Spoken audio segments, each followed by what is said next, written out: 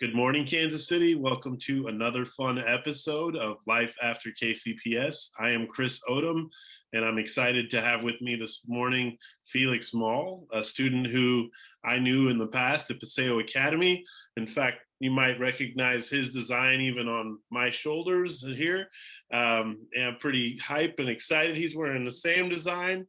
And maybe a first for me on one of these interviews to actually have already purchased the gear before having this talk. I've been doing that a little bit lately because it's just fantastic to see what the artists are going out and doing after I haven't seen them in so long. So this morning we're joined by a really awesome artist, and look at he's surrounded by the color that he's probably starting to be known for. And I know I've seen his work, and a lot of that kind of keeps, showing up, a lot of this color. So you want to start there? Like, we want to hear about your path, but what's up with all this color? I'm glad you asked about that. Color for a long time, I just didn't want things to be so monotone. I just always wanted to express the brightness of it all. I remember even when still at Paseo, we were surrounded by, our major colors. Everybody had a sign color, and it was just always like a rainbow of things. And I think that's kind of where it started.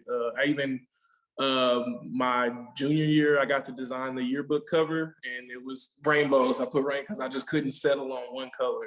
I like all colors. Fantastic. Yeah, I'm feeling it, man. Like, I don't think I've worn a shirt with this much color in a while. And I even post, this out there for people to see today, and people are like, man, can I have one of them? Where do I get that? So it's really cool. And you don't necessarily see this much color on everybody walking around. So most definitely. I appreciate that so much. So tell us, what year did you graduate from that fine institution, Paseo Academy?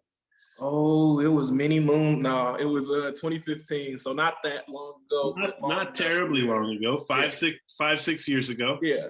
All right. So tell us a little bit about your path since then, and kind of, what's been keeping you busy, and how have you known what you're supposed to do after high school with yourself? Well, yeah. Thanks to Paseo and Hallmark, I was able to attend the Kansas City Art Institute with the Make Your Mark scholarship. That was I always kind of knew I wanted to do art. So I just knew I needed to be in a place. I didn't know exactly what I wanted to do at Paseo. They gave me so many opportunities to test out the different things that I was interested in, whether that be ceramics, painting, graphic design, yearbook design, photography, any of those mediums. And I became like a jack of all trades, master of none. And then I kind of was thrown into the same environment my freshman year at the Art Institute. And again, getting to experiment with all kinds of different things, but I kept gravitating toward graphic design and painting.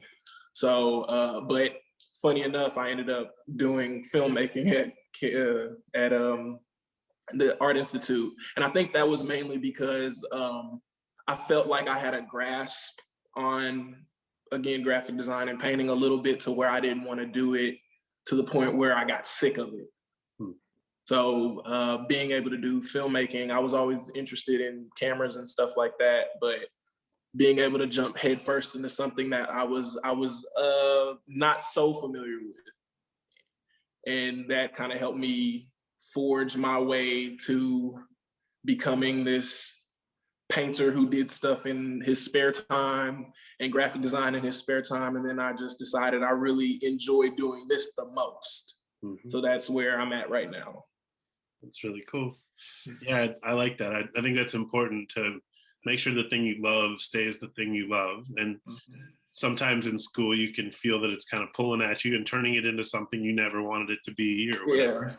Yeah, that's really cool. So that's important, young people out there listening, for what you're paying attention to when you decide to sink your teeth into it. Like, sometimes what you love might turn into, I don't know, an everyday grind. And there are things that are like that. I know one person that's really near and dear to me is a graphic designer. And so she does that all day, every day, all the time. And So you don't do what you're surrounded by behind you for your main gig, or like, is this somewhat becoming part of your main gig? Tell me about that. We're definitely moving toward, wanting to do this full time. Right now, I am at Arts Tech. I'm the arts coordinator, so I teach a little bit of art. We run programming and do whatever is necessary to make sure that we give kids the same opportunity that a place like Paseo could give. Having them experiment with all kinds of different things and trying out different opportunities.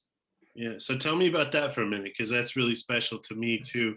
What makes you want to work in that area? Like, other people listening might, want to also, but what could you tell them attracted you to working in an area that helps other people? Definitely the people who I met in my life who could be doing completely different things, but they decided to take the time and develop people, either way younger than them, or people who just needed a shot, somebody who needed a lens into the right path. Like, I'm not even going to say the right path, but the lens down a path that they might not necessarily have chosen. So I always want to be able to try to show people that all their options. And I think that you'll hear that a lot. It's just, I want people to experience things the way I did, in the sense that I had a lot of time to experiment, Yeah. All right. That's fantastic. And I can see where, like, what I'm wearing and what you're wearing is, man, they're getting to the level of marketability, right? Like, are you realizing that might be something you need to think about, or are you ready for that if some of this stuff starts to catch on? I've been debating on it for quite a while, only because for a lot of people, it's how do I say, it's an investment that a lot of people aren't ready to make. And then through these tools that I found doing my own research, I found a way to be able to comfortably like test the waters and dip my toes in things. And now it's to a point where I'm ready to go full force, but I have to set up, finish setting up my website. I have to finish setting up just a few key areas that'll ensure, success if I, commit to it.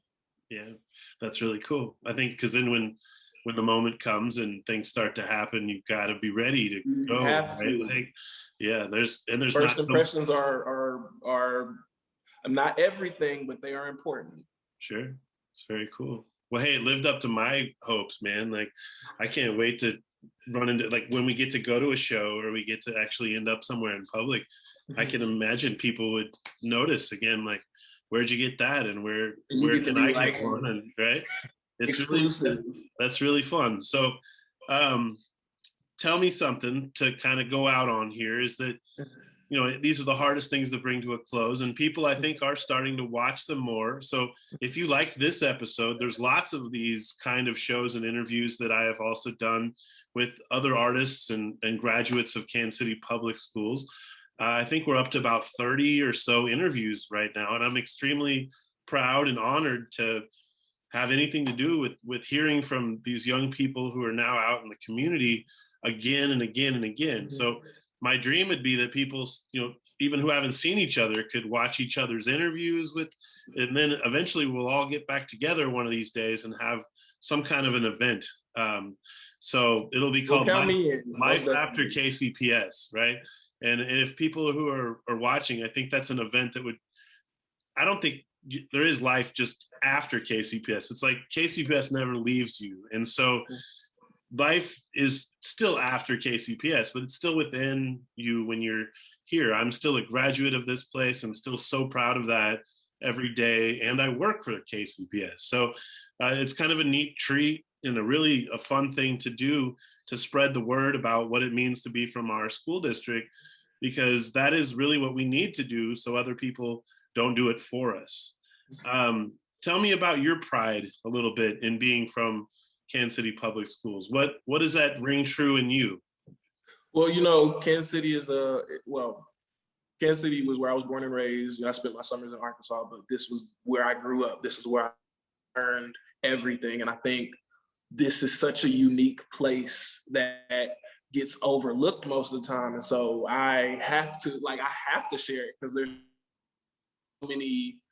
there's so many creative people and things that have emerged here that like most people don't know about. Fantastic. All right, Kansas City, it's a treat to have these conversations for me, and I hope it has been for you. If you'd like to learn more about this show, again, it's called Life After KCPS. If you'd like to learn more about my guest today, his name is Felix Maul. You can find him, on a lot of social media. Last name's Maull. That's Felix Maul. Right? And I think that'll help you find him. Again, let him know you like these shirts. I think that's kind of a good way out there in the community to support each other and, let each other know how important the work of artists continues to be, and how much that really breathes the life back into what we do every day. So thank you so much for, deciding that path and working so hard to make this wonderful art, and then coming on here and sharing with us today. It's been my pleasure, Kansas City, to have you on here this morning too. So right now we're signing off and saying, have a great day. All right. Thanks for having me. Thanks for being here.